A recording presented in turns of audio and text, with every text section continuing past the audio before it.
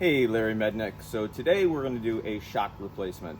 We haven't really had any problems up until now. It's been in production 7 years. We're using the Fox gas charge shock system, and these are normally supposed to be at 600 psi. If you take a look at the other side here, you'll see that we've got quite a span. This looks about correct, and we've got 600 psi in this. You can see our other video for how to charge these shocks. But this one I just charged up yesterday, and we've got a definite problem. In fact, the whole aircraft is sagging at this point. And so you can actually notice the aircraft's not even level at all. So we're gonna go ahead and replace this shock, but I suspect at some point, if you put enough thousands of hours onto these shocks, you could have a seal that goes bad. You need to get the shock serviced at some point. Again, it's not something we've seen any of, but here's a bad one right from the factory. So we're gonna go ahead and replace this. Now there's a couple different ways to do it. This is gonna be the fastest way that I know how. And what we're gonna do, first thing we're gonna do is we're gonna hyperextend the shock system. And just the friction of the tires on the ground, because the landing gear comes in together, is gonna support the aircraft to start. So I'm gonna push my hand here. I'm not really doing much here, but I'm gonna push this hand that way. And I'm gonna hyperextend this like so. Give it a little more. Okay, now we're hyperextended. The tires are holding that shock apart right now. And with that, we're going to take this little ratchet strap. I'm going to run this through the tie point on the axle carrier. We'll come over to this side now here. I'm going to bring this through so we have just the soft cloth. I don't like to use a hook on it if I can avoid it. Don't want to scratch up the anodizing at all. And we'll just hook this to itself. And what this is going to do is when I remove the shock, it's going to keep the aircraft from collapsing, because we don't want that, obviously. So we'll go ahead and just tighten this down and get some fairly good tension on it. You don't want too much tension, but somewhere right in there. And then we'll go ahead and remove the shock. So all we're going to need is 5/8 for up at the top and 9/16 down low. So I'm going to start off with the 9/16,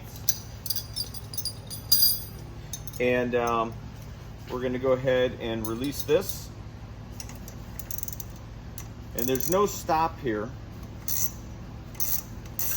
meaning if it's pulling one direction or the other, it'll actually be able to go in or out. And if I've tensioned that strap correctly, we shouldn't have a whole lot of tension on this bolt. But if we do, we can adjust that strap tension. But I can tell you this is coming out pretty nice here. If you have to, you can put an impact driver on it and just spin this out, and that'd be a lot faster than what I'm doing here. But just like that, we're pretty much getting out. I think I can pull it. And now that I've done that, there really is no tension up here. And so this one here, I'm going to go ahead and remove that now. Now these two spacers next to the black, those will be able to fall out when you remove it. So be careful to kind of grab onto those as you remove the bolt. They do have shoulders that go in, so they're not going to fall out until it actually gets clear of the shock bracket. So that pulls out very easily, again, because I removed the lower bolt. Now we're going to pull this out, and I'm going to just kind of capture them with my fingers, pull those out like so. And now this should just rise out. Go ahead and give that a pull with both hands. You may need to spin a little bit. There it is, knock my hat off. All right, and there it is. So we're going to take this one, we're going to set this aside. We're going to grab a properly charged new shock here. All right, so this time what we're going to do is we're going to line up the hole, and we're going to start at the bottom here. And get it good and lined up. Screwdriver really helps for that. And we'll go ahead and put the smaller of the two in, and we can go ahead and tighten this guy down.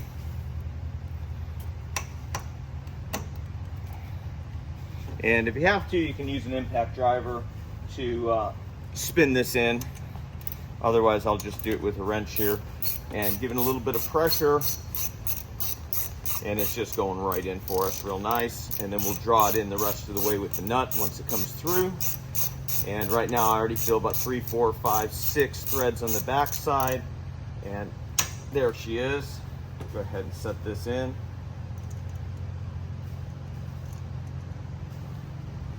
And we'll snug this down. You can use a new nylock nut on this part.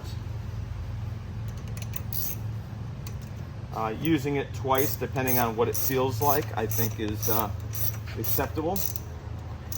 And that had a lot of friction as I went in.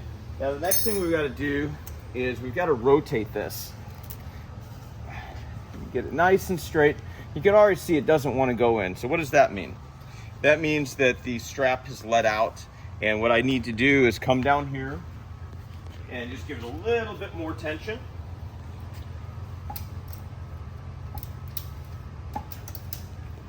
I can also come over here and help it along by hand. And now we'll go ahead and put our spacers back in to the top of this. And now I can give it a push. And then ultimately, we're gonna push here until we feel it line up. Just like that. Nice. And now we can put our other nut on.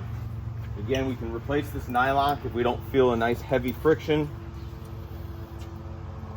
Generally, if you don't spin it off very quickly with a power tool, you can use a nylock twice on a non-critical area. And yeah, just snug like that. And with that said, we're gonna go ahead and release our strap.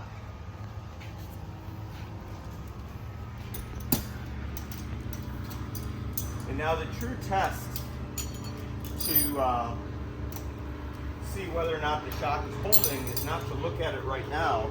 We need to actually roll the aircraft back and forth, and that's going to show us the true ride height with the new shock with the proper pressure. And so these should come down a little bit. You can jump up and down on it. So one of the ways you could tell if you've got a low charge in your shocks is if your tire is perpendicular to the ground, you're good. If the tops of the tires are out, you're good. If the tops of your tires are in, you most likely need a charge to your shocks. So thanks for joining. If you ever do need to change a shock, easiest way to do it. Thanks.